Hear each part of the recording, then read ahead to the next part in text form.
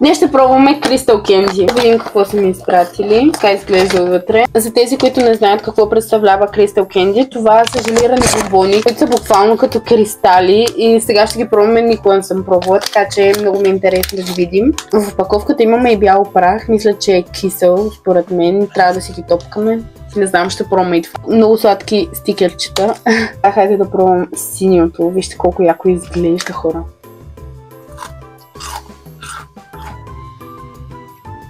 Вау!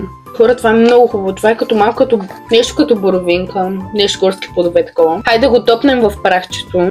Може би така се яде. Да, мисля, че е кисело. Сега ще пробваме лилавото, хора.